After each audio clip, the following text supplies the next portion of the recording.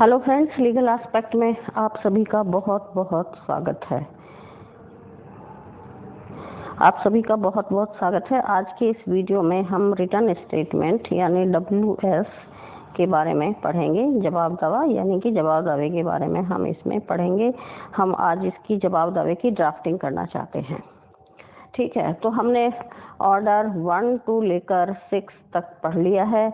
इसमें हमने ऑर्डर 5 जो है समन के बारे में नहीं पढ़ा है। अभी हम अगले वीडियो में समन के बारे में पढ़ेंगे, लेकिन समन के बारे में पढ़ने से पहले मैंने सोचा कि हम जवाब दावा ड्राफ्ट कर लेते हैं, क्योंकि अभी वादी का जो दावा है, वादी का जो प्लेंट है, वह जो ही कोर्ट में आया है, कोर्ट उसमें समन जारी करेगा।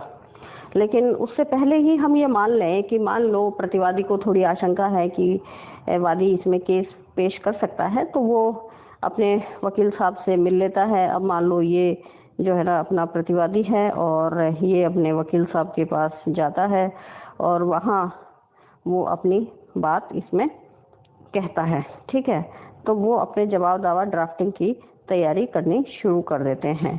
हालांकि असली जवाब दावा जो है वो वाद की कॉपी मिलने के बाद ही पता चलेगा, क्योंकि उस अकॉर्डिंग ही हमारा प्लेंट ये जो रिटर्न स्टेटमेंट है ये हमारा दाखिल होगा। लेकिन हम इसकी थोड़ी सी ड्राफ्टिंग पढ़ लेते हैं। तो चलिए हम जवाब दावे की ड्राफ्टिंग शुरू करते हैं। तो सबसे पहले वही, क्योंकि पिछली बार हमने डीजे साहब की यही सिविल दावा पेश किया था, तो जो हमारा जवाब दावा है वो भी जिला न्यायाधीश महोदय को ही पेश हम करेंगे। तो सेवा में ऊपर ये सैल्यूटेशन आ गया।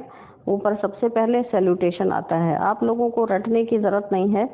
आप लोग ये ध्यान रखें कि सबसे ऊपर सेवा में आता है, ये सैल्यूटेशन आएगा और श्रीमान जिला न्यायाधीश महोदय। अगर ये किसी सिविल न्यायाधीश को पेश होता तो हम इसमें सिविल न्यायाधीश लिख देते हैं। ठीक है, लेकिन ये चूँकि जिला न्यायाधीश महोदय को पेश हुआ है तो ये जिला न्यायाधीश को हम पेश किया है। ये देखिए, ये हमने सिविल न्यायाधीश इसको बना दिया है। तो सिविल न्यायाधीश को अगर पेश होता तो हम इसको सिविल न्यायाधीश लिखते। तो सेवा में श्रीमान जिला न्यायाधीश महोदय। अब इसमें वादी का नाम लिखेंगे। वादी राम निवास, मान लो हमने एक एग्जाम्पल लिया है, वादी राम निवास है हमारा, है ना। यानी ये जो प्लेंटिफ होता है, जो इंग्लिश मीडियम के बच्चे हैं, मुझे थोड़ी सी दुविधा रहती है कि इसको इंग्लिश में पढ़ाया जाए या इंग्लिश में। कोशिश तो मैं दोनों में ही करती हूँ, लेकिन कई बार इंग्लिश के बच्चों के लिए इंग्लिश के शब्द रह जाते हैं और हिंदी मीडियम के जो बच्चे हैं उनको ये शिकायत रह जाती है कि मैंने इंग्लिश का वर्ड यूज़ कर दिया।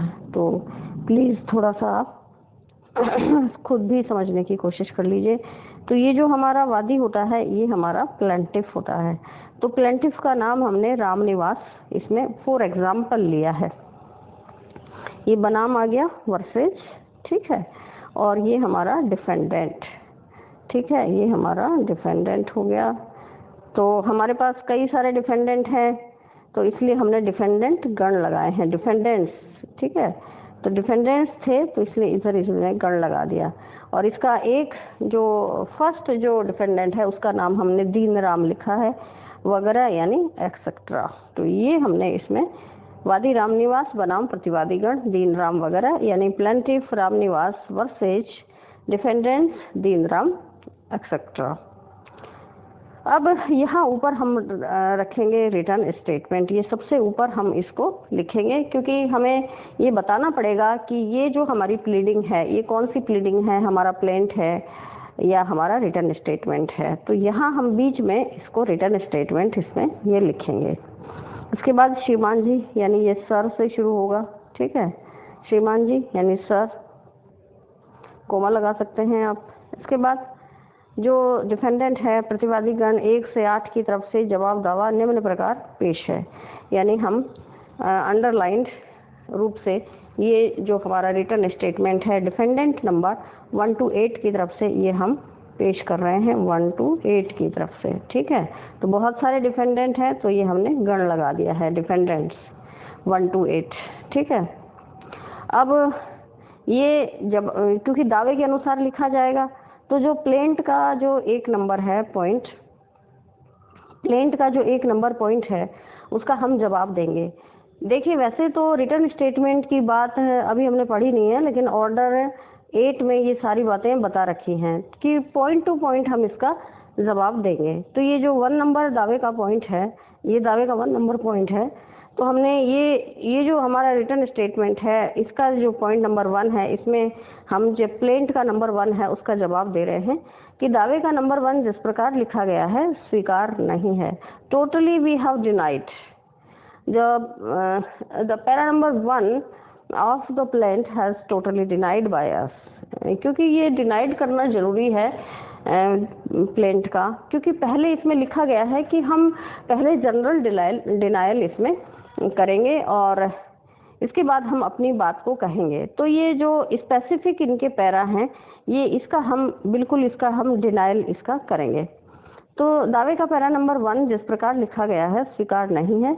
सिजरा खानदान सही है, यानी जो हमने डिसेंडेंट्स और ये जो लोग थे इनकी जनरेशन्स के बारे में, जो हमने इनके परिवार के बारे में ये जो बातें बताई थी, ये हम इसमें जो है इसको हम सही बता रहे हैं कि जो परिवार का इन्होंने डिस्क्रिप्शन दिया है सिजरा खानदान, वो बिल्कुल सही है। तो सिजरा खानदान सही है। स्वर्गीय एक्स, ये जो वो दादाजी हैं जिनकी ये पूरी प्रॉपर्टी जिनकी तरफ से आई है उनकी बात कर रहा है, ने अपने जीवन काल में ही अपने तीनों लड़कों को संपत्ति का बंटवारा कर दिया था। यानी ये जो डिफेंडेंट है ये कह रहा है कि हमारा डिवीजन हो चुका है, का बंटवारा कर दिया था, तीनों अपने अपने हिस्से पर काबिज हैं। तो देखिए हमने जो प्लेंट पढ़ा था वो पार्टीशन का सूट था। वो पार्टीशन प्लेंटिफ जो है पार्टीशन लेकर आया है कि मेरी जो संपत्ति है मुझे उसका हिस्सा ये लोग नहीं दे रहे हैं, इसलिए मेरी संपत्ति का हिस्सा करवाया जाए। लेकिन डिफेंडेंट 1 to 8 ये कह रहे हैं कि हमारी जो संपत्ति है, हमारी जो प्रॉपर्टी है उसका डिवीजन हम कर चुके हैं। तो इस तरह इन्होंने ये जो प्लेंट का नंबर 1 जो पॉइंट है इसको टोटली डिनाई कर दिया है। अब जो पॉइंट नंबर 2 है, ये पॉइंट नंबर 2 है पैरे का उसका सॉरी प्लेंट का पैरा नंबर 2 की बात कर रहा है। ये प्लेंट का पैरा नंबर 2 है और ये प्लेंट का पैरा नंबर 3 है। इनका भी हम स्पेसिफिक डिनाइल इसमें करेंगे। स्पेसिफिक डिनाइल होना जरूरी है, ठीक है। स्पेसिफिक डिनाइल हम करेंगे। तो ये जो हमारा रिटर्न स्टेटमेंट का पैरा 2 है, इसमें हमने लिखा दावे के पैरा नंबर 2 में दर्ज तथ्य जिस प्रकार लिखे गए हैं अस्वीकार हैं। ये देखिए टोटल डिनाइल हमने कर दिया है। स्वर्गीय एक्स की जायदाद का पट्टा बने होना स्वीकार है। अब यहाँ जो ओनरशिप का जो डॉक्यूमेंट है, ठीक है, ये जो ओनरशिप का डॉक्यूमेंट है ये हम स्वीकार कर रहे हैं। यहाँ तक हमारी जो पॉइंट है ये हमने स्वीकार किया है। तो स्वर्गीय एक्स की जायदाद का पट्टे बने होना हमने स्वीकार किया है। अभी देखिए हमने ये नहीं बताया है कि ये ओनरशिप का जो पट्टा है ये किसके नाम है, ये हमने कुछ भी नहीं बताया है। केवल हमने ये कहा है कि ये जो पट्टा है ये बने होना हमको स्वीकार है। लेकिन फिर भी हमने दावे के पैरा नंबर 2 में ये जो प्लेंट में जो बातें लिखी गई हैं ये हमने अस्वीकार कर दी हैं, मतलब हमने टोटली उनका डिनायल कर दिया है, ठीक है। इसके बाद ये दावे का पैरा नंबर 3 यानी प्लेंट का पैरा नंबर 3 है। अब हमारे रिटर्न स्टेटमेंट के पैरा नंबर 3 में हम उसका ही वो डिनायल कर रहे हैं। में दर्ज तथ्य तोड़ मरोड़ कर लिखे जाने से अस्वीकार है और स्वीकार नहीं है। अब हमारा ये एलिगेशन है कि ये जो फैक्ट्स हैं ये अलग तरह से तोड़ मरोड़ कर लिखे गए हैं, सीधे सीधे नहीं लिखे गए हैं, इसलिए हम उनका डिनायल कर रहे हैं और ये हमको स्वीकार्य नहीं है। तो ये भी स्पेसिफिक हमारा डिनायल हो गया। इसके बाद ये हमारा प्लेंट का पैरा नंबर 4।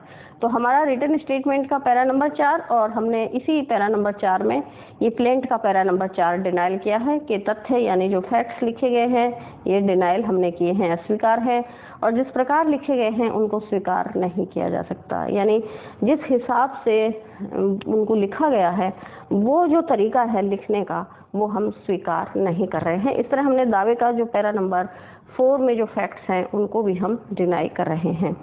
देन दावे का पैरा नंबर 5 के तथ्य गलत होने से अस्वीकार हैं। अब जो प्लेंट का जो पैरा नंबर 5 है उसको तो हमने टोटली फॉल्स होना हम मानते हैं और फॉल्स होना मानने के कारण हमने उसका भी डिनाइल कर दिया है, अस्वीकार है, मतलब हमने डिनाइल कर दिया है, we are not agree with them.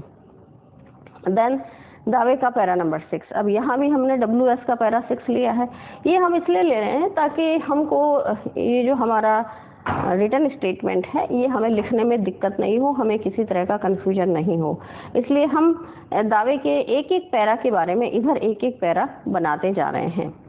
तो दावे का पैरा नंबर 6 कानूनी होने से गौर अदालत वाला है। ये पॉइंट हमने पॉइंट लॉ का पॉइंट इसको बनाया है कि this is based on law and गौर अदालत वाला है, मतलब इसको ये कोर्ट पर है कि कोर्ट इसको मानती है या नहीं मानती है। ये हमने लॉ का fact of issue of fact ये इशू ऑफ लॉ, ठीक है। तो ये हमने लॉ का इशू होना इसको बता दिया है, ये पॉइंट जो है कानूनी है। देन हमारा WS का पॉइंट नंबर 7, इसमें भी दावे का जो पैरा नंबर 7 है उसको भी हम कानूनी बता रहे हैं, यानी लॉ पॉइंट बता रहे हैं। लॉ का जो पॉइंट है, लॉ का इशू है ये 7 नंबर, तो कानूनी रूप से इसका हम इसका डिसाइड इसको किया जाएगा, डिसीजन इसका किया जाएगा, ठीक है। देन आता है हमारा पैरा नंबर 8। ये दावे के पैरा नंबर जो दावा है हमारा, ये हमने अपने WS का पैरा नंबर है, इसमें दावा मियाद बार, यानी हमने आउट ऑफ लिमिटेशन दावे को माना है कि लिमिटेशन, आउट ऑफ लिमिटेशन हमने माना है। तो ये देखिए, ये हमने आउट ऑफ लिमिटेशन इसको बता दिया है, ठीक है। अब इसको कौन साबित करेगा, ये कोर्ट बताएगा कि लिमिटेशन का पॉइंट हमको, हालांकि पॉइंट हमने उठाया है, दावे का लिमिटेशन का पॉइंट हमने उठाया है, लेकिन ये प्राइमा फेसी, ये प्लेंट जो है मेनली ये हमारे प्लेंटिफ को साबित करना है, ये हम किसी रूलिंग से देखेंगे। अभी हम इस पॉइंट को डिस्कस नहीं कर रहे हैं कि ये प्लेंटिफ साबित करेगा या डिफेंडेंट साबित करेगा, ये आगे का बिंदु है, लेकिन अभी हमने अपने रिटन स्टेटमेंट में इस पॉइंट को हमने उठा लिया है, ठीक है। तो ये पॉइंट हमने इसमें, अब हमारा आता है पॉइंट नंबर 9, ये कि इस न्यायालय को दावा सुनने का क्षेत्राधिकार नहीं है। हमने ज्यूरिडिक्शन का पॉइंट भी यहाँ उठा लिया है, हम ज्यूरिडिक्शन पर भी बहस अभी करेंगे, मतलब जब टाइम आएगा तब करेंगे, अभी इस वीडियो में नहीं कर रहे हैं। लेकिन अभी हमें केवल ज्यूरिडिक्शन का पॉइंट उठाना है कि ये जिस न्यायालय में दावा किया गया है, यानी जिला न्यायाधीश को ये दावा सुनने का क्षेत्राधिकार नहीं है, ज्यूरिडिक्शन नहीं है, ये हम डिस्प्यूट कर रहे हैं, कोर्ट का ज्यूरिडिक्शन हम डिस्प्यूट कर रहे हैं हमारे पैरा नंबर 9 में। देन 10 में हम कॉज ऑफ एक्शन को डिस्प्यूट कर रहे हैं कि वादी को कोई वाद कारण उत्पन्न नहीं हुआ है, ठीक है। वादी को कोई वाद कारण उत्पन्न नहीं हुआ है, वादी को हिस्सा मिल चुका है, परिवार की संपत्ति का बंटवारा मौखिक रूप से रिश्तेदारों के मध्य हो चुका है। अब देखिए, हमने पैरा नंबर 1 में ये पॉइंट उठाया था कि हमें ये सबको अपना अपना हिस्सा मिल चुका है, पार्टीशन हो चुका है। अब इस पॉइंट से डिफेंडेंट ये खुलासा कर रहे हैं कि कोर्ट से कोई पार्टीशन नहीं हुआ है, ये पार्टीशन कहाँ हुआ है कि रिश्तेदारों के मध्य हो चुका है, यानी सभी रिश्तेदारों ने आपस में समझाइश करके और ये जो डिफेंडेंट है इनके मध्य और प्लेंटिफ के मध्य पार्टीशन करवा दिया था। तो इसका मतलब है कि वो पार्टीशन, पहली बात तो जो डिफेंडेंट्स हैं वो साबित करेंगे कि क्या ऐसा कोई जो पार्टीशन हुआ था वो ओरल हुआ था या डॉक्यूमेंट्री था। तो अगर डॉक्यूमेंट्री था और डिफेंडेंट, अभी देखिए यहाँ हम कोई इसको, क्योंकि इसमें एक नियम है कि यहाँ एविडेंस नहीं लिखी जाती है, तो यहाँ हम कोई एविडेंस इसके साथ नहीं लिख रहे हैं, ना ही हम किसी एविडेंस का हवाला दे रहे हैं कि भाई ये हमारे पास ओरल था या रिटन है हमारे पास या क्या पोजीशन है। हमने सिर्फ सिंपल इसको बताया है कि संपत्ति का जो बंटवारा है, संपत्ति का जो डिवीजन है वो हमारे रिश्तेदारों द्वारा करवाया जा चुका है, क्योंकि हमें केवल एक फैक्ट ही यहाँ पर लिखना है, उसका बहुत ज़्यादा डिटेल नहीं देना है, ना ही हमें अपने डॉक्यूमेंटेशन के बारे में बताना है, ना ही एविडेंस के बारे में यहाँ पर बताना है। तो ये हम इसको मना कर रहे हैं। देन मजीद उजरात, यानी ये जो एक्स्ट्रा हमारे ऑब्जेक्शन हैं, जो एक्स्ट्रा ऑब्जेक्शन हम ले रहे हैं वहाँ उनको अलग से लिखेंगे, और ये 1, 2, 3 ये भी अलग अलग पैराग्राफ में हम इनको लिखेंगे। तो पहले में हमने लिखा यह कि ग्राम XYZ, ये जो XYZ है XYZ, ठीक है, ये हमने गांव का नाम बताया है, ठीक है। मैं पूर्वी तरफ, ये पूर्वी जो है दिशा, इसमें चूंकि टाइपिंग में आ नहीं रहा था, ये पूर्वी ऐसे लिखी जाएगी। पूर्वी तरफ मतलब ईस्ट साइड जो है, ईस्ट साइड ये प्लॉट YS स्थित है, तो ये प्लॉट का नाम है हमारा YS, ठीक है। तो ये हमने थोड़ा सा इसका डिस्क्रिप्शन दिया है डिटेल, क्योंकि जो एक्स जो डिसीज्ड है, जो मरने वाला है, उसके पास कई सारी संपत्तियां हैं। तो ये एक पर्टिकुलर वाई एस प्लॉट के बारे में उसका थोड़ा लैंड मार्किंग ये बताया जा रहा है कि ये जो प्लॉट है ये एक्स वाई जो गांव है उसके ईस्ट साइड में हम उसकी सिचुएशन बता रहे हैं कि वो वहाँ स्थित है, जिसके 3 हिस्से करके वादी एवं प्रतिवादीगण अपने अपने हिस्से पर काबिज हैं। तो ये डिफेंडेंट का ये कहना है कि वादी एवं प्रतिवादीगण वहाँ 3 हिस्से, उन्होंने 3 हिस्से कर लिए थे क्योंकि ये लोग 3 भाई हैं, तो यहाँ वो अपने अपने हिस्से पर काबिज हो चुके हैं। देन पॉइंट नंबर 2, स्कूल के पास स्थित जमीन पर प्रतिवादीगण नंबर 2 काबिज है। अब यहाँ ये जो एक्स डिसीज्ड है इसकी कोई स्कूल के पास भी जमीन थी। ये मान लीजिए स्कूल है, ये स्कूल के कमरे बने हुए हैं, ये कोई स्कूल है, ठीक है। अब इसके पास जो है ये हमारा ये स्थित था प्लॉट, ठीक है, ये हमारा प्लॉट स्थित है। तो इस प्लॉट पर हम डिफेंडेंट नंबर D2 का पोजीशन बता रहे हैं कि ये इस स्कूल के पास जो प्लॉट है, तो ये हमारा स्कूल क्या हो गया, लैंडमार्क हो गया, लैंडमार्क स्कूल हो गया। तो इसके पास जो ये हमारा प्लॉट है इस पर डिफेंडेंट नंबर 2 काबिज है। एक ही प्लॉट नंबर IR पैतृक नहीं है। अब ये एक प्लॉट और है IR करके, इसको हमने पेरेंटल से ही डिस्प्यूट किया है, ठीक है, पेरेंटल नहीं है ये, पेरेंटल। इसका मतलब ये हुआ कि जो प्लेंटिफ है उसको ये बताना पड़ेगा, उसको ये साबित करना पड़ेगा कि ये सारी की सारी ये जो लैंड है ये पेरेंटल है, और उसको कागजात भी दिखाने पड़ेंगे। साथ ही डिनाइल में हम भी अपने कागजात पेश करेंगे कि इसको हम पेरेंटल क्यों नहीं मान रहे हैं। तो यहाँ केवल एक फैक्ट हमने लिखा है, अब ये फैक्ट कितना सही है नहीं है इसको हम बाद में साबित करेंगे, ठीक है। वादी इस प्लॉट में गलत हिस्सा मांग रहा है। अब हमने ये भी कह दिया कि ये जो IR नंबर का प्लॉट है ये हमारा पेरेंटल प्लॉट ही नहीं है, तो वादी इसमें हिस्सा ही नहीं मांग सकता। इस प्लॉट पर प्रतिवादी संख्या 5 का कब्जा है, स्वामित्व है, यानी इसको हम डिफेंडेंट नंबर 5 के ऑनरशिप का बता रहे हैं। तो कहने का ये यहाँ जो है हमने इसका स्वामित्व, इसकी ऑनरशिप को यहाँ डिस्प्यूट हमने कर दिया है, ठीक है। तो ये हमारा स्पेशल ये हमारे ऑब्जेक्शंस हैं। तो इस तरह हमने 2 ऑब्जेक्शन स्पेशली लिए हैं कि एक तो हमने ये लिया है कि इसमें से कुछ जो प्लॉट्स हैं अलग अलग हमारे पास 3-4 संपत्तियां हैं, तो 3-4 संपत्तियों में कुछ संपत्ति के लिए हम कह रहे हैं कि इसका हमारा डिवीजन हो चुका है, इसका ये प्लॉट नंबर ये जो है इसका 2 नंबर का है, ये 5 नंबर का है, यानी इस पर 2 प्लॉट्स पर तो हम ओनरशिप ही डिस्प्यूट कर रहे हैं, और ये हम तीनों के सम्मिलित उसकी मान रहे हैं जिनका हम कहते हैं कि हमने इसका रिश्तेदारों से, यानी कोर्ट में हमारा कोई डिवीजन नहीं हुआ है, रिश्तेदारों के यहाँ हमारा डिवीजन हो चुका है। तो ये बात हमने इसमें कही है। और लास्ट में प्रतिवादी संख्या 1 से 8 की तरफ से जवाब पेश कर निवेदन है कि वादी का वाद खारिज किया जाए, और अंत में हम उस प्लेंट को जो है डिसमिस करवाना चाहते हैं, क्योंकि हमारा ये कहना है कि हमने अपना डिवीजन खुद ही कर लिया है, हमारा पार्टीशन हो चुका है और हमें कोर्ट के पार्टीशन की ज़रूरत नहीं है। इसलिए हम चाहते हैं कि ये जो प्लेंट है ये डिसमिस कर दिया जाए। इधर फिर दिनांक आ जाएगा, यहाँ पर डिफेंडेंट सबके हस्ताक्षर, ये डिफेंडेंट्स के हस्ताक्षर आ जाएंगे, यानी साइन कर देंगे, और फिर इसके नीचे हम ये सत्यापन यानी वेरिफिकेशन लिखेंगे, क्योंकि वेरिफिकेशन जो है वो प्लेंट में और इसमें रिटर्न स्टेटमेंट में दोनों में ही वेरिफिकेशन आना जरूरी है।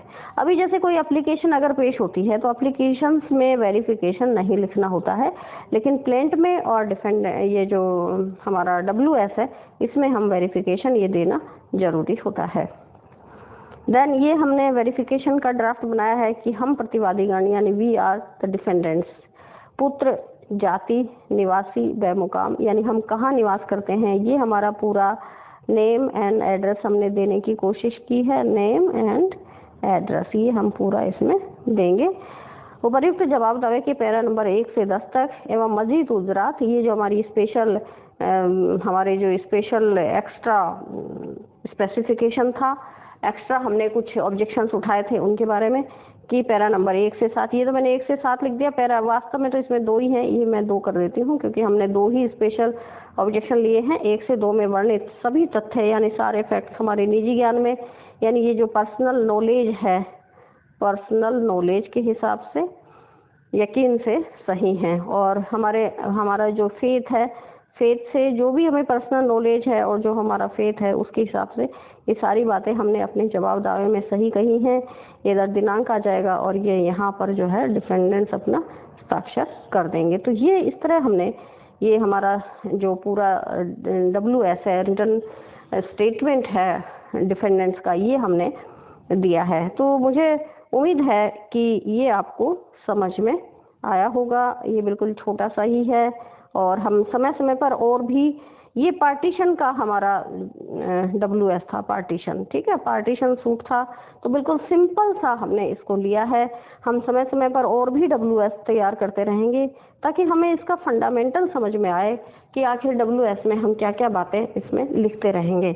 तो मुझे उम्मीद है, कमेंट करके ज़रूर बताइएगा कि आपको समझ में आया नहीं आया। मैंने अपनी तरफ से आपको समझाने की